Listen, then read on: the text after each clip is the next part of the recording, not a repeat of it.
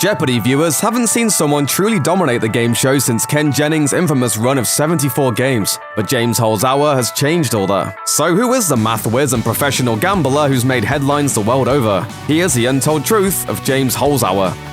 James Holzhauer grew up in Naperville, Illinois. As a kid, he was already kind of a prodigy. In 1989, he was featured in the Chicago Tribune as a 4-year-old math whiz. His preschool teachers said he could add 2-digit numbers in his head, which is pretty astonishing for someone so young. In fact, his teachers were evidently so impressed by his math skills that they had to get special work just for him. And then he grew up to be a professional gambler, so they must have all been so proud. Holzhauer says his parents helped teach him the value of money. He told Newsweek, "My parents were both very frugal, and I think they're responsible for my attitude of always looking for good value, especially in my work. In a way, sports betting is like a big game of The Price is Right. Just like I'd pay $3 for a Coke Zero but not 4, I'd lay 3 points on the Bears-Packers point spread but not 4.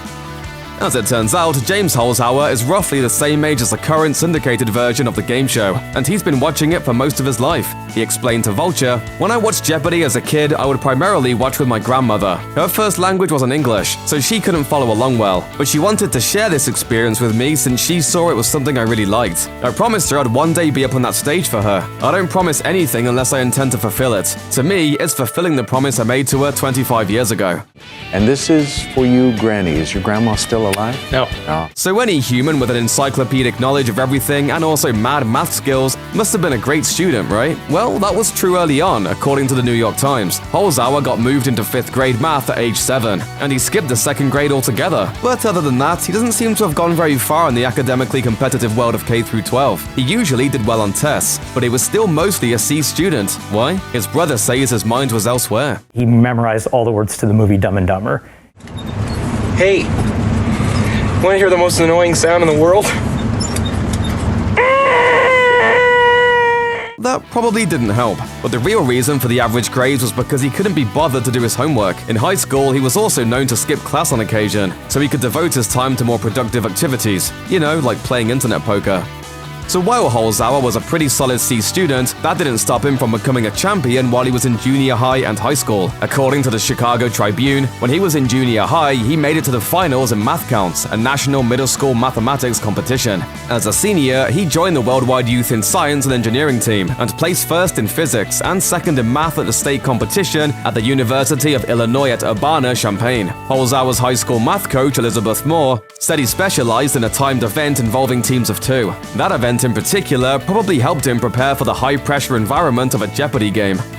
Holzhauer did finally make it to college despite all the slacking in high school poker playing. He then went to the University of Illinois and graduated with a bachelor's degree in mathematics, which must have thrilled his parents until he told them he'd be going on to a lucrative career in sports betting. To be fair, he didn't go straight from college to professional betting. According to the New York Post, he did actually make an effort to land a sensible job with the front offices of Major League Baseball, but his efforts never got him anywhere. He told the New York Times that he also spent a year applying for work as an actuary, but it was just a sort of desk job he couldn't really see himself sticking with. Meanwhile, he was paying most of his bills with his gambling income, so it probably wasn't that hard to abandon the job search and just stick with a career path that was already working, even if it was something as unique and kinda weird as sports gambling. Even as a kid, Holzhauer would collect baseball statistics and put them in a spreadsheet and then use that information to determine who was truly the MVP of baseball. His first forays into sports betting was with Future Bets, where you pick the World Series winning team well in advance of the actual World Series. Holzhauer did this by analyzing the odds mathematically. Basically, his math-loving brain gave him an edge over other bettors,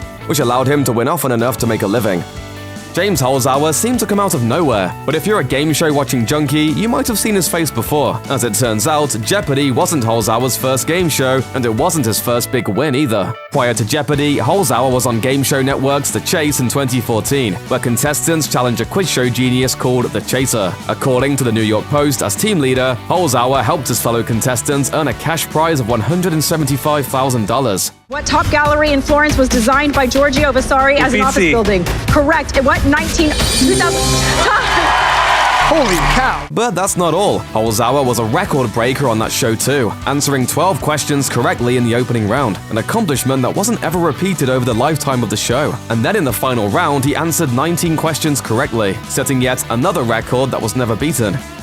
it's probably pretty unlikely that anyone in your inner circle is a game show champion. Game show champs are a rare breed, not only because it's difficult to win a game show, but also because it's difficult to get the opportunity to be on a game show. In Holzhauer's family, though, being on a game show and taking home a bunch of money is not especially unusual. According to Heavy.com, his wife, Melissa Sazin Holzhauer, was also a game show champion, although not quite at the same level as a famous husband. Sazin was on Who Wants to Be a Millionaire in 2014, and her winnings totaled around $29,000. Granted, that's only about 1% of what her husband brought home. Although it's also a whole lot more than you've probably ever won on a game show, so who's criticizing? If you're going to be on Jeopardy, it's good to have a mathematical mind. It's good to be comfortable in a high-pressure setting, and it's good to have a strategy for betting your money. But ultimately, what you really need to win Jeopardy is knowledge. Because if you can't provide the right question for the given answer, all the mathematics and strategy in the world isn't going to get you very far. But their treasure wasn't gold, it was knowledge. Knowledge was their treasure. So where does Holzhauer get his encyclopedic knowledge of trivia? From books on useless facts? From the pages of lengthy tomes written by crusty historians? Nope, he gets it from children's books. That's right, according to the Chicago Tribune, Holzhauer actually goes to the library and peruses the kids section, especially when he needs to learn a subject he doesn't have a lot of natural interest in. He explained, "The books there are filled with pictures and fun facts, and they're a great way to learn the nuts and bolts of any subject." Holzhauer didn't enter into the whole Jeopardy thing on a whim. According to the New York Times, he took the online tryout test repeatedly for 6 years before he was finally offered a chance to audition in person. In the meantime, he made himself a practice buzzer out of a mechanical pencil and went about trying to absorb as much useless information as possible. I know everything! And well, it worked. For his time on Jeopardy, Holzhauer gave himself a modest goal: to break the one-game record of $77,000 set in 2010 by Roger Craig, and according to Deadspin, that's exactly what he did in his fourth game. But he didn't break it by just a little bit. He exploded the danged thing and took home $110,914. Holzhauer later told Vulture that the former record holder reached out to offer congratulations. "He was really gracious. He congratulated me and offered some advice about the media frenzy that he knew was coming for me. I wasn't ready for it, but he helped me prepare." According to Heavy, Holzhauer and his wife have a daughter who is nicknamed Booger, which must certainly have a great story behind it. Why do they call you Booger? I don't know. That's what Holzhauer called her as he wished her a happy birthday during that record-smashing episode of Jeopardy where he left poor Roger Craig's record looking all sad and pathetic on the tape reels of Jeopardy past. And that final earnings number of $110,914, that's Holzhauer's daughter's birthday, November 9th, 2014. 11/9/14 is when my daughter was born. That's really remarkable, is that he always places bets that represent somebody's birthday or wedding anniversary. A lot of Holzhauer's Jeopardy bets were cryptic numbers that actually represented the birth date of a loved one. According to Heavy, Holzhauer bet $3,268 in Final Jeopardy the first day he competed on the show. This was in honor of his nephew Jack, who was born on March 26, 2008. He made a similar bet in honor of his niece, who was 3 at the time, but when her family tried to explain the birthday gesture to her, she just wanted to know where her presents were. Some observers criticized Holzhauer for the strange numbers he chose to bet during the game, but Holzhauer made no excuses. He told the Naperville Sun, "Family will always be more important to me than money or winning on Jeopardy, and the bets are a fun and unconventional way for me to show that." James Holzhauer smashed every one of his television audience's expectations, including the last one. Everyone expected that he would beat Ken Jennings' all-time cash-winning record, and in the end he smashed that expectation by not actually breaking the record. Jennings finished his run having earned $2,522,700 over the course of 75 episodes. In 33 episodes, Holzhauer took home $2,464,216, just $58,484 shy of Jennings' record. The world was so eager to know what would happen that the results of Holzhauer's Final Jeopardy appearance were leaked to the media hours before the show began airing on June 3, 2019. According to the New York Times, Holzhauer lost to librarian Emma Betcher.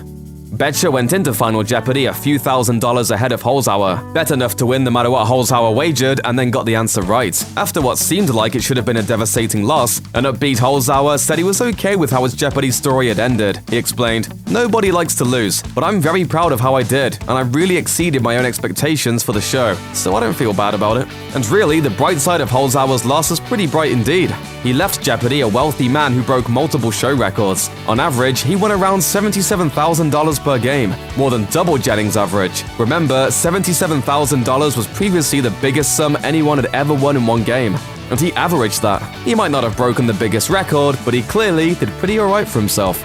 Check out one of our newest videos right here. Plus, even more grunge videos about your favorite stuff are coming soon. Subscribe to our YouTube channel and hit the bell so you don't miss a single one.